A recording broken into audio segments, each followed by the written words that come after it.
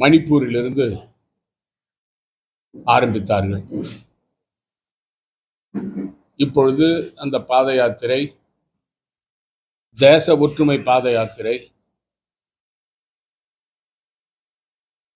மேற்கு வங்காளத்திலே சென்று கொண்டிருக்கிறது. தலைவர் ராகுல் காந்தி அவர்கள் அஸ்ஸாம் மாநிலத்திற்கு வந்த பொழுது அவருடைய பாத யாத்திரைக்கு இடையூறு செய்கின்ற வகையில் சிலர் வாகனங்களை மறித்து பிரச்சனை உருவாக்கினார்கள். அது அந்த மாநில முதலமைச்சருடைய தூண்டுதலின் பெயரில் அந்த பாத யாத்திரைக்கு குந்தகம் விளைவிக்கின்ற வகையில் நடைபெற்றது என்பது அனைவருக்கும் தெரியும். முதல் கட்ட பாத யாத்திரை கன்னியாகுமரியிலிருந்து காஷ்மீர் வரை 145 நாட்கள் 4500 கிலோமீட்டர் மிக அமைதியாக நடைபெற்றது. ஆனால் இந்த இரண்டாவது கட்ட பாத யாத்திரையில் வடகிழக்கு மாநிலங்களில் தலைவர் ராகுல் காந்தி அவர்களுக்கு மக்கள் மத்தியில் உள்ள அமோக வரவேற்பை சகித்துக் கொள்ள முடியாமல் பாரதிய ஜனதா கட்சி பாத யாத்திரையை தடுத்து நிறுத்துவதற்கும் அவர் கூட்டங்களில் பேசுவதற்கு அனுமதி தராமலும் கோயிலுக்கு சென்று கடவுளை வழிபடுவதற்கு அனுமதி கொடுக்காமலும் குந்தகம் விளைவித்து வருகிறார்கள். குறிப்பாக அஸ்ஸாம் மாநில முதலமைச்சர் ஹெமந்த பிஸ்வா சர்மா அவர்கள் திட்டமிட்டு இந்த பாத யாத்திரையை நிறுத்துவதற்கு பல முயற்சிகளை எடுத்து அது பலிக்கவில்லை. அஸ்ஸாம் மாநிலத்திலும் மிக எழுச்சியாக ராகுல் காந்தி அவர்களுடைய பாத யாத்திரை நடைபெற்று முடிந்து இப்பொழுது மேற்கு வங்காளத்துக்கு வந்திருக்கிறது. பாரதிய ஜனதாவினுடைய இந்த ஜனநாயக விரோத செயலை தலைவர் ராகுல் காந்தி அவர்களுடைய அமைதியான பாத யாத்திரையை குலைக்கின்ற அந்த செயலை வன்மையாக கண்டிக்கிறோம். தமிழ்நாடு ஆளுநர் திரு RN ரவி அவர்கள் தொடர்ந்து தமிழ்நாடு அரசை விமர்சிப்பதும் தமிழ்நாடு அரசினுடைய செயல்பாடுகளில் நேரடியாக தலையிடுவதும்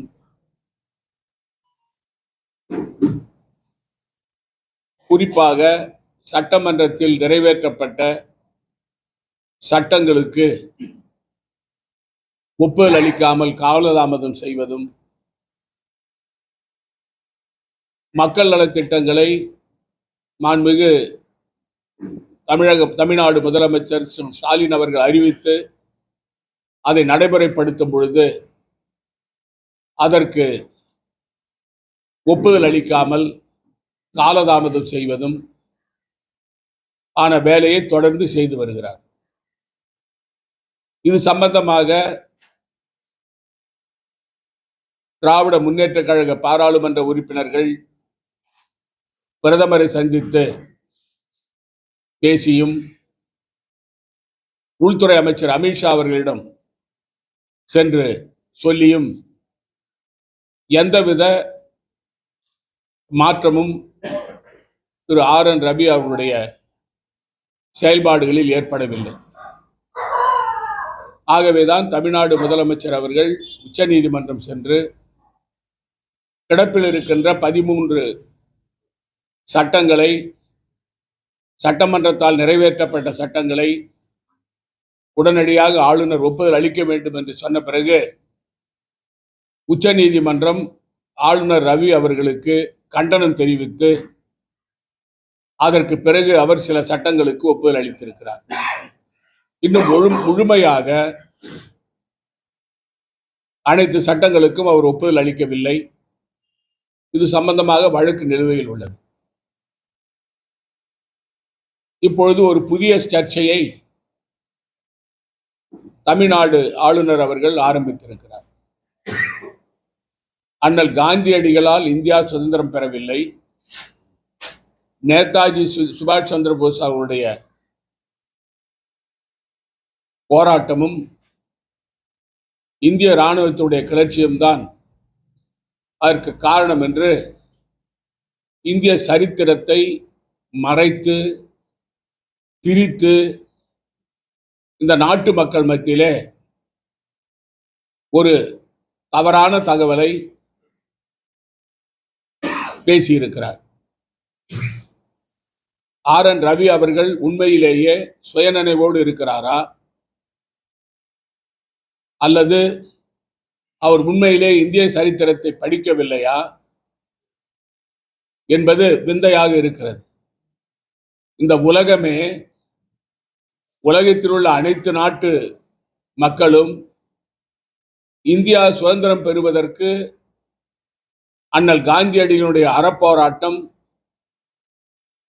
அதன் விளைவு ஆங்கிலேயர்கள் இந்தியாவை விட்டு வெளியேறினார்கள். இந்த போராட்டத்தினுடைய சக்தியை உலகமே பாராட்டுகிறது. அண்ணல் காந்தியடிகளுடைய சுதந்திர போராட்டத்தை உலகமே பாராட்டுகிறது. ஆனால் தமிழ்நாடு ஆளுநராக இருக்கின்ற RN ரவி அவர்கள், அவர் மனநலம் பாதித்திருக்கிறாரா இல்லையா என்று தெரியவில்லை. அவர் ஒரு தவறான தகவலை, உண்மைக்கு புறம்பான தகவலை சொல்லி சரித்திரத்தை மாற்றி எழுத பார்க்கிறார். அவருடைய இந்த கூற்று, அண்ணல் காந்தியடிகளால் இந்தியா சுதந்திரம் பெறவில்லை என்ற கூற்று, அவர் ஒரு படித்தவரா, பண்பாளரா, உண்மையிலேயே அவர்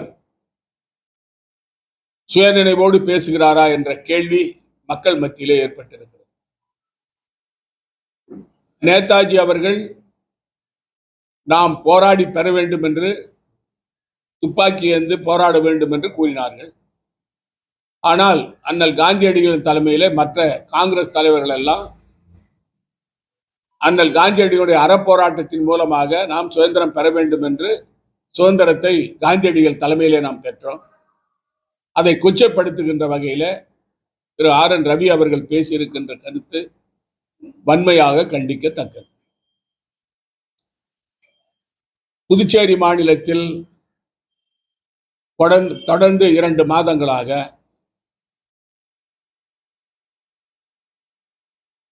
மத்திய அரசுடைய திட்டங்களை, நாங்கள் நிறைவேற்றிய திட்டங்களை மக்களுக்கு கொண்டு செல்லுகின்றோம் என்று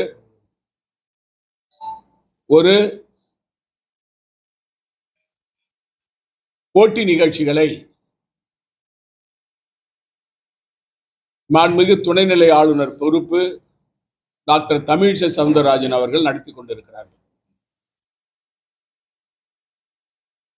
மத்திய அரசாங்கத்துடைய திட்டங்களை மக்களுக்கு தெரிவிக்க வேண்டும் என்று அதிகாரிகளை பயன்படுத்தி, புதுச்சேரி மாநில அரசு அதிகாரிகளை பயன்படுத்தி, அவர்கள் மூலமாக பாரதிய ஜனதாவுக்கு விளம்பரம் தேடுவதற்காக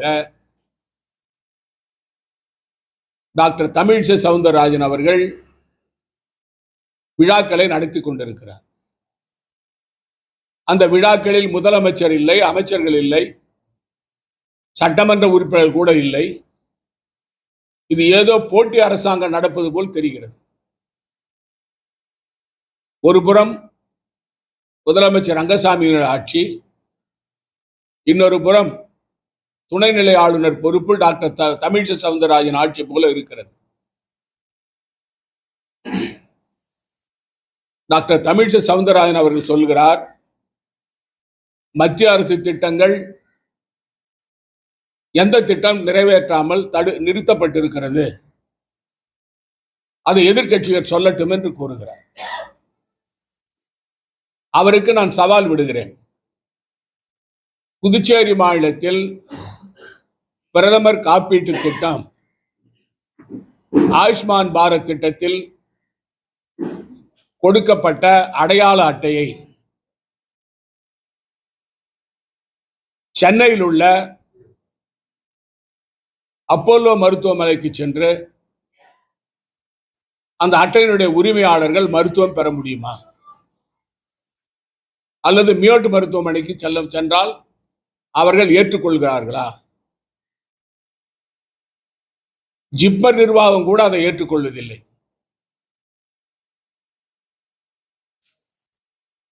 அந்த ஆயுஷ்மான் பாரத் மூலமாக கொடுக்கப்படுகின்ற அட்டையை எந்த கார்ப்பரேட் மருத்துவமனைகளும் ஏற்றுக்கொள்ளாமல் அந்த திட்டம் இன்னும் முறையாக நடைமுறைப்படுத்தப்படவில்லை.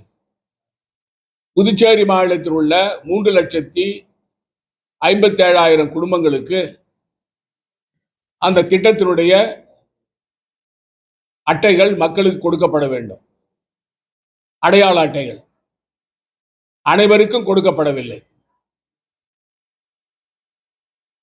அது மட்டுமல்ல, குறிப்பாக பிரதமர் வீடு கட்டும் திட்டத்தின் மூலமாக பிரதான் மந்திரி ஆவாஸ் யோஜனா திட்டத்தில் புதுச்சேரி மாநிலத்தில் இதுவரை எத்தனை வீடுகள் நீங்கள் கட்டியிருக்கிறீர்கள் உங்க ஆட்சியில? இந்த 3 ஆண்டு கால ஆட்சியில நீங்கள் 300 வீடுகள் கூட கட்டவில்லை. ஆனால் பறைசாற்றிக் கொள்ளுகிறீர்கள்.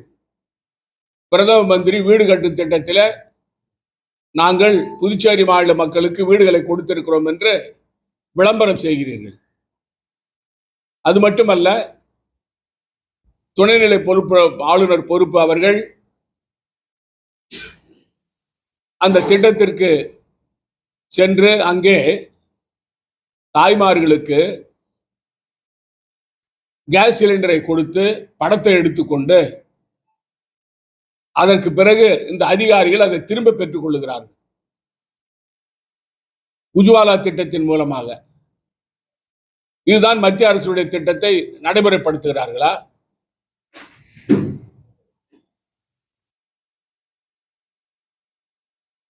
அதே போல இன்னும் பல திட்டங்கள் மக்களுக்கு சென்றடையவில்லை. ஒன்றையுமே செய்யாமல், முறையாக செய்யாமல், விளம்பரம் தேடுவதற்காக, பாராளுமன்ற தேர்தல் வருகிறது என்பதற்காக அரசுடைய பணத்தை கோடிக்கணக்கில் செலவு செய்து விளம்பரத்திற்காக துணைநிலை ஆளுநர் பொறுப்பு டாக்டர் தமிழிசை சவுந்தரராஜன் அவர்கள் புதுச்சேரி மாநிலத்தில் பல பகுதிகளுக்கு சென்று பாரதிய ஜனதாவுக்கு வாக்கு சேகரிப்பதற்காக இந்த விழாக்களை நடத்தி வருகிறார். இது புதுச்சேரி மாநில மக்கள் அனைவருக்கும் தெரியும். இந்த அதிகாரிகள் இது போன்ற விழாக்களை நடத்துவதற்கு வற்புறுத்தப்படுகிறார்கள். இதுதான் நிதர்சனமான உண்மை. ஆகவே அம்மையார் அவர்கள் தயவு செய்து எந்த திட்டத்தை நிறைவேற்றவில்லை மத்திய அரசுடைய திட்டத்தை என்று தயவு செய்து கூற வேண்டாம். ஏனென்றால் இந்த ஸ்மார்ட் சிட்டி திட்டம், பொலிவுறு நகர திட்டம் கடந்த ஓராண்டாக கிடப்பிலே கிடக்கிறது. அதுவும் மத்திய அரசாங்கத்துடைய திட்டம் தான். மத்திய அரசாங்கத்தின் நிதி வருது அதுக்கு. அதனால தயவு செய்து வாய்ஜாலத்தால் மட்டும் மக்களை ஏமாற்ற முடியாது இந்த டாக்டர் தமிழிசை சவுந்தரராஜன் அவர்கள். புதுச்சேரி மாநில முதலமைச்சர் ரங்கசாமி அவர்கள் சொல்லுகிறார், நான் மக்களுக்கு கொடுத்த வாக்குறுதிகளை செய்து முடித்துவிட்ட நிறைவு எனக்கு இருக்கிறது என்று கூறுகிறார். அவர் எந்த அளவிற்கு முதலமைச்சர் ரங்கசாமி அவர்கள் அப்பட்டமான பொய்யை மக்கள் மத்தியிலே சொல்லுகிறார் என்பது தெளிவாக தெரிகிறது. எந்த திட்டத்தை இவர்கள் நிறைவேற்றினார்கள்? முதலமைச்சர் ரங்கசாமி அவர்கள் மக்களுக்கு கொடுத்த வாக்குறுதி, முதல் வாக்குறுதி மாநில அந்தஸ்து. நாங்கள் ஆட்சிக்கு வந்த ஓராண்டில் மாநில அந்தஸ்து பெறுவோம். இரண்டாவது வாக்குறுதி, புதுச்சேரி மாநிலத்திற்கு சிறப்பு நிதி 2000 கோடி ரூபாய் மத்திய அரசிலிருந்து பெறுவோம். மூன்றாவது வாக்குறுதி, மத்திய நிதி கமிஷனில் பல மாநிலங்களைப் போல புதுச்சேரியை சேர்ப்பதற்கு நடவடிக்கை எடுப்போம். நான்காவது வாக்குறுதி, மாநில அரசு பெற்ற 8000 கோடி கடனை ரத்து செய்வோம். இந்த 4 முக்கியமான முதலமைச்சருடைய வாக்குறுதிகள். அந்த வாக்குறுதிகள்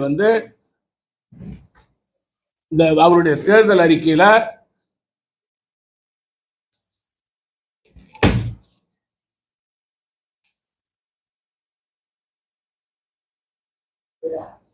ஒன்ன மட்டும் படிக்கிறேன்.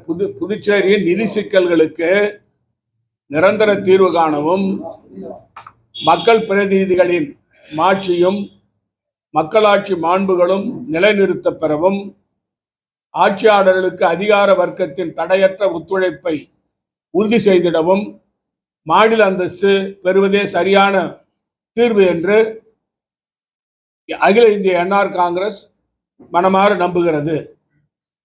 அதற்காக மத்திய அரசை அணுகி புதுச்சேரிக்கு மாநில அந்தஸ்தை பெறுவதற்கு தொடர் உறுதி எடுத்து அதை பெறுவோம் என்று கூறியிருக்கிறார்.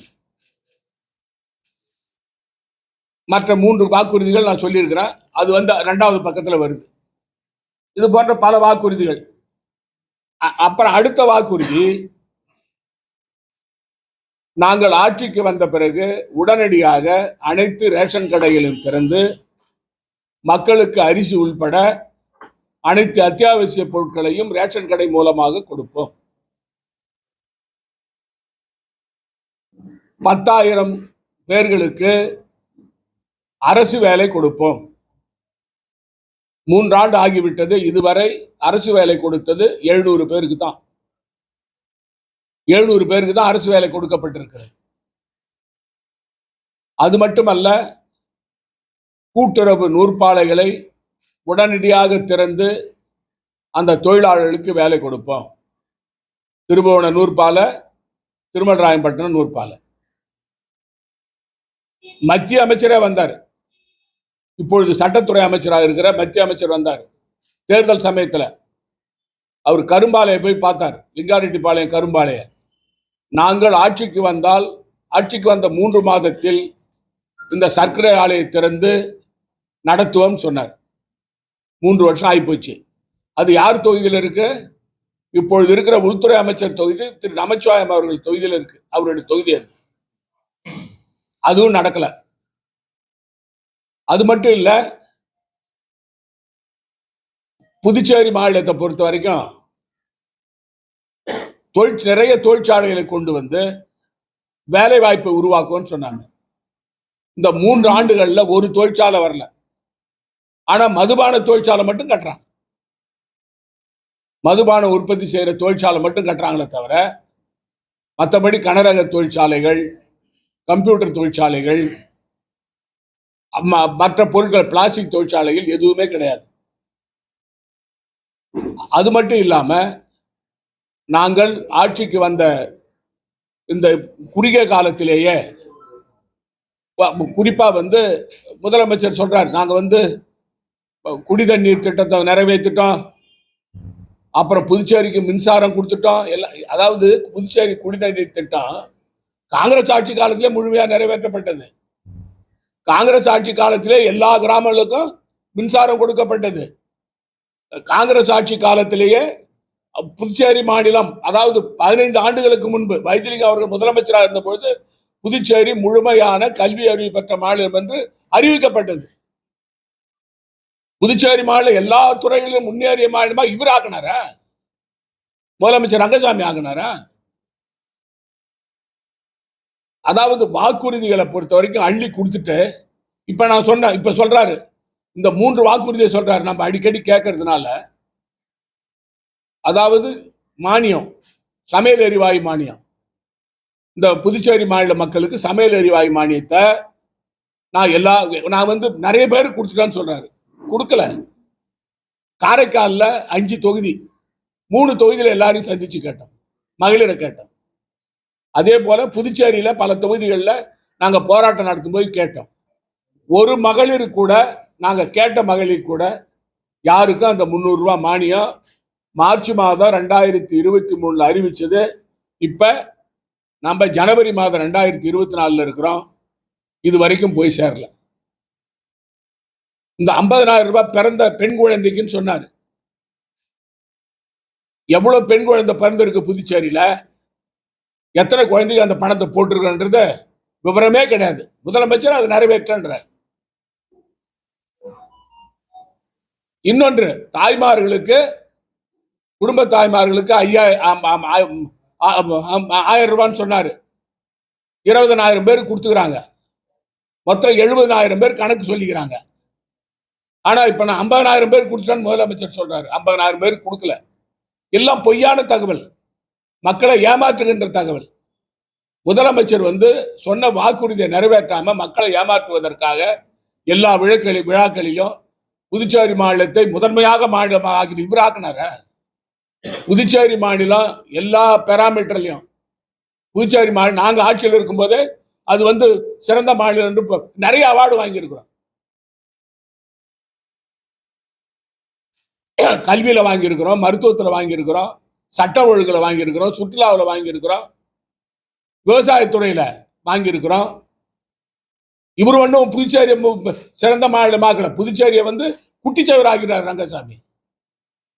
இப்ப பாருங்க, வில்லியனூர்ல தொடர்ந்து கொலை நடக்குது, வெட்டிக்கு மாயறாங்க, பகல்ல கொலை நடக்குது. இதான் புதுச்சேரியை ஒரு பெஸ்ட் மாநிலம் ஆகிருந்தா? கஞ்சா எங்க போனாலும் கஞ்சா உலாவுது. அதாவது போதைப் பொருள் சர்வசாதாரண மக்களுக்கு கிடைக்குது. இதுதான் பெஸ்ட் மாநிலமா? முதலமைச்சர் ரங்கசாமியுடைய பெஸ்ட் மாநிலமா?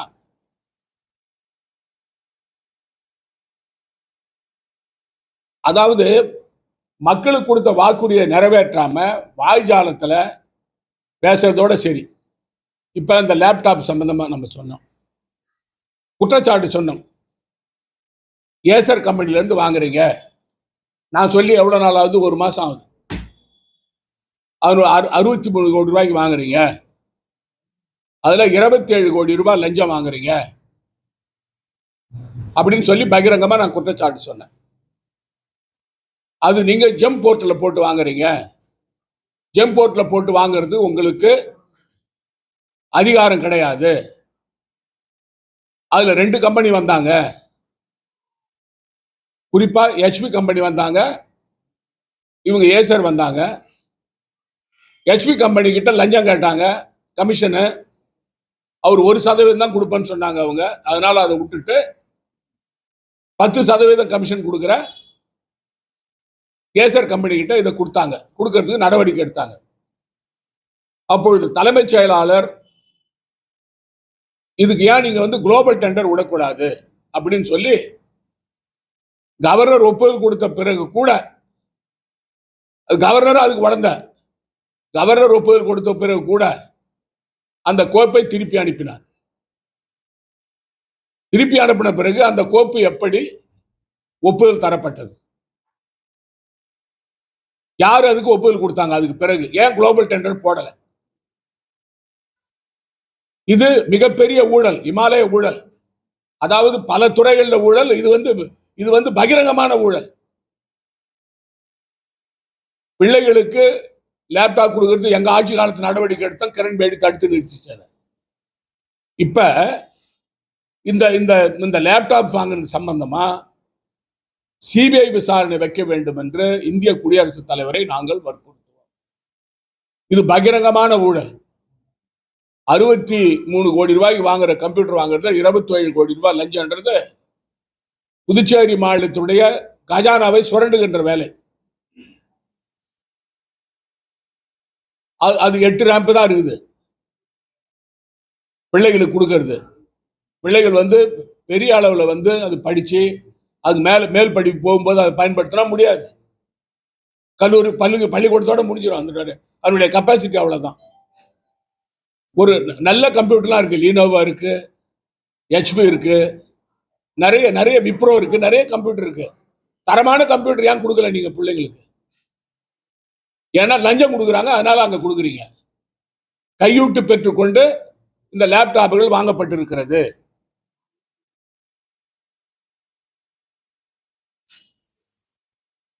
இப்பொழுது இந்த சுற்றுலா பயணிகள் அதிகமா புதுச்சேரிக்கு வராங்க. நிறைய இந்த கடல்ல குளிக்கிற பிள்ளைங்க அதிகமா இருக்கு புதுச்சேரியில். கல்லூரி பிள்ளைகள், பள்ளி பிள்ளைகள், புதுச்சேரி மாநிலத்தை சேர்ந்த பிள்ளைகளும் கடல்ல போய் குளிக்கிறாங்க.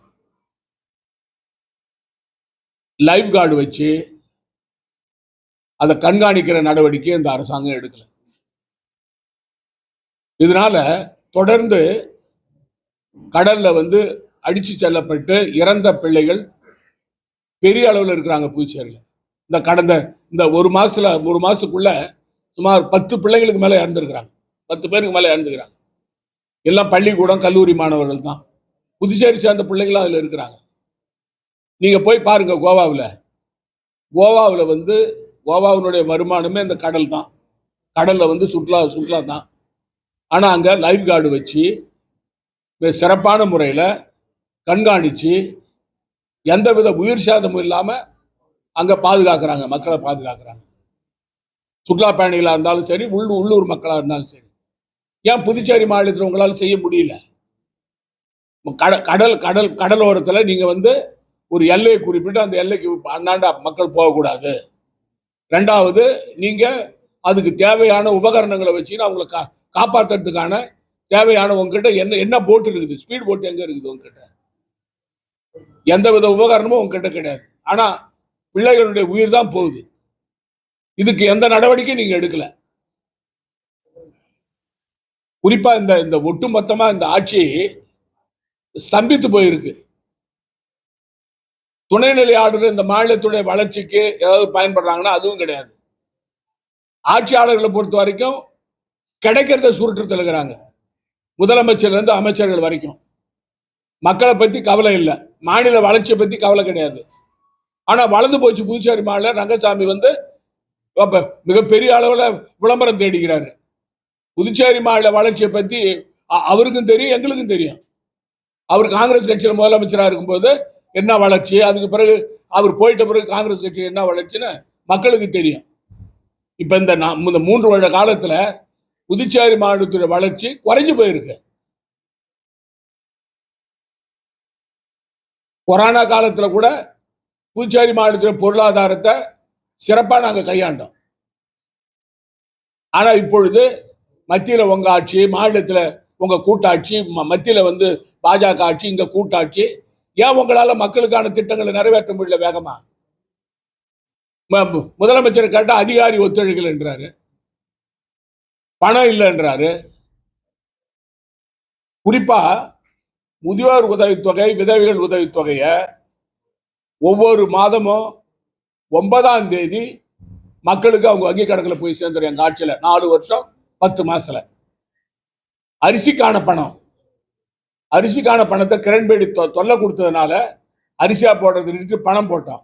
அதுவும் ஒவ்வொரு மாசமும் கரெக்டா 10ஆம் தேதிக்குள்ள மக்களுக்கு போய் சேர்ந்துடும். ஆனா முதியோர் உதவித்தொகை, விதவைகள் உதவித்தொகை அதை நம்பி இருக்கிற வயது முதிர்ந்தவங்க, தாய்மார்கள் 3 மாசம் கழிச்சு, 4 மாசம் கழிச்சு பணம் போகுது அவங்களுக்கு. இதான் சிறப்பான ஆட்சியா? ரங்கசாமியோட சிறப்பான ஆட்சியா? முதலமைச்சர் வர சொல்லுங்களேன், மேடை போட்டு பேசுவான். நான் மேடை போட்டு அவர்கிட்ட பேச தயாராகிறேன். அவர் என்ன வளர்ச்சி கொண்டு வந்தாருன்னு நான் ஆதாரத்தோட கொடுக்குறேன். ரங்கசாமி ஆட்சியில புதுச்சேரி மாநில வளர்ச்சி எவ்வளவு குறைஞ்சு போகுதுன்னு சொல்றேன். ரெஸ்டோ பார்ல இருந்து ஆரம்பிப்பேன். அவர் ஒரு பதிலும் சொல்ல முடியாது. அப்புறம் கொலையில ஆரம்பிப்பேன். அதனால தயவு செய்து எங்க ஆட்சியில் தான் புதுச்சேரி மாநில வளர்ச்சி அடைந்து ரங்கசாமி சொல்றதை நிறுத்திக்கிறா. துணைநிலை ஆளுநர் மத்திய அரசு திட்டத்தை முழுமையா நிறைவேற்றிட்டோம். எதிர்கட்சிகளை குறை சொல்றத என்னன்னு குறை சொல்லுங்கன்னா எல்லாம் தான் குறையாகுது. மத்திய அரசு திட்டத்தை நீங்க ஒழுங்கா நிறைவேற்றல.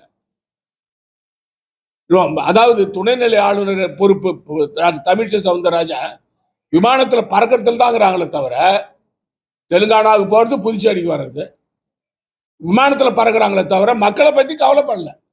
மக்களுக்காக ஒண்ணும் செய்யல. புதுச்சேரி மாநிலத்துக்கு அந்த அம்மா ஒரு பைசா வாங்கி கொடுத்தாங்கன்னு சொல்லுப்பாங்க மானியம், ஒரே ஒரு பைசா. எல்லாம் எல்லாம் கூட்டுக்கொள்ள. இந்த லேப்டாப்ல லேப்டாப் வாங்கினதுல இந்த முதலமைச்சர், சம்பந்தப்பட்ட துறையுடைய அமைச்சர் நமச்சிவாயம், துணைநிலை ஆளுநருக்கு என்ன ஒப்பந்தம் நடந்தது, எப்படி கையெழுத்து போட்டாங்க அவங்க? இது மிகப்பெரிய ஊழல். அதனால இந்த ஊழல் சம்பந்தமா குடியரசுத் தலைவர் விசாரிக்க வேண்டும் என்று குடியரசுத் தலைவரை நாங்கள் அணுகுவோம்.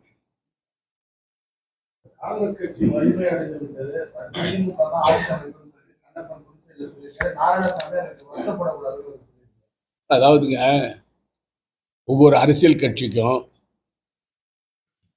தங்களுடைய கட்சி பலமா இருக்குன்னு தான் சொல்லுவாங்க.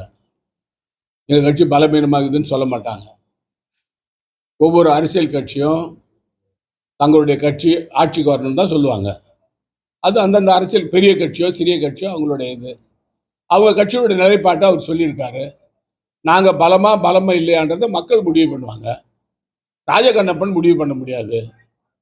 எங்களை பொறுத்த வரைக்கும், புதுச்சேரி மாநிலத்தை பொறுத்த வரைக்கும் காங்கிரஸ் கட்சி நம்பர் 1 கட்சி புதுச்சேரி மாநிலத்தில். அதை நான் தொடர்ந்து வலியுறுத்துறேன். இப்ப சொல்ல, நான் தொடர்ந்து 25 வருஷமா சொல்றேன். நான் பாராளுமன்ற உறுப்பினராக இருந்த காலத்தில் சொல்லிக்கிட்டு வரேன். புதுச்சேரி மாநிலத்தில் காங்கிரஸ் கட்சி தான் நம்பர் 1 கட்சி. அதுல எந்த மாற்று கருத்தும் கிடையாது. சட்டமன்ற உறுப்பினர்கள் ஜெயிக்கலாம், ஜெயிக்காம போகலாம். ரெண்டு பாராளுமன்ற உறுப்பினர் 1980 இருந்த பாரதிய ஜனதா கட்சி இன்னைக்கு ஆட்சி ஆள்றாங்க மத்தியில. சட்டமன்ற உறுப்பினரை வச்சு மட்டும் எண்ணி கட்சி பலவீனம்னு சொல்ல முடியாது. காங்கிரஸ் கட்சி போறதை விட தேர்தல் நேரத்துல தலைவர்களை பார்த்து சீட் வாங்குறது ஆர்வம் காட்டுறாங்க. அவர் கொஞ்சம் அனுபவம் உள்ள அமைச்சர். அவர் நல்ல அனுபவம் உள்ள அமைச்சர் திரு ராஜகண்ணப்பன். அதனால அதை பத்தி நான் விமர்சனம் பண்ண மாட்டேன். அவர் சொன்னது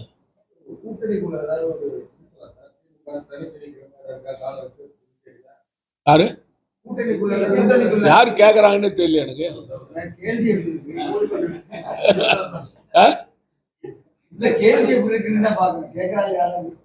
அதுக்கிட்டாங்க ஆளை பார்த்து நான் பதில் சொல்லணும்ல. ஆளை பார்க்காத எப்படி பதில் சொல்றது? யார் கேட்டது? நீங்க தானே எழுதி வச்சுக்கிட்டீங்களா? சரி. அதாவது நம்ம கூட்டணி விரிசலுக்கு தாண்டீங்களா? காங்கிரஸ் திமுக கூட்டணியில எந்த வித விரிசலும் கிடையாது. தமிழ்நாட்டிலும் சரி, புதுச்சேரியிலும் சரி. எங்க கட்சி தலைமை எங்களுக்கு என்ன சொல்றாங்களோ அதை நாங்க செய்வோம். திராவிட முன்னேற்ற கழக தலைமை என்ன சொல்றாங்களோ அதை திமுக செய்யும். அதனால எங்களுக்குள்ள எந்த விதமான விரிசலும் கிடையாது, உடைச்சலும் கிடையாது, குடைச்சலும் கிடையாது.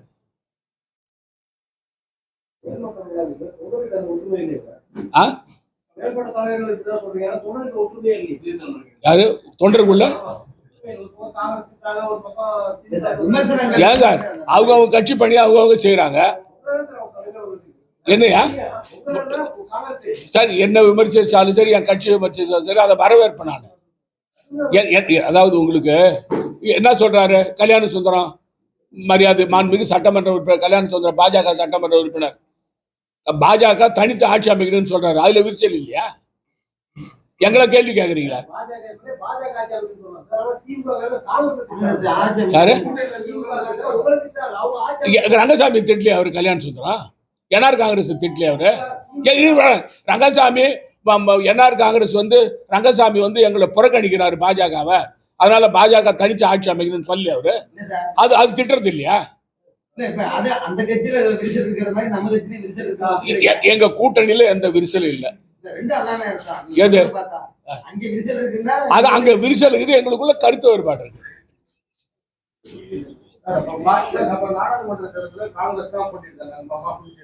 அதாவது நாங்க எங்க கட்சிக்கு கேட்கிறோம். எங்க கட்சி பாராளுமன்ற உறுப்பினர் தான் அங்க இருக்கிறாரு, புதுச்சேரியில இருக்காரு. அதனால அது கேட்க வேண்டிய உரிமை எங்களுக்கு இருக்கு. ஆனா எங்க கட்சி தலைமையும் திராவிட முன்னேற்ற கழக தலைமையும் என்ன முடிவு பண்றாங்களோ அதை நாங்க ஏற்றுக்கிறோம்.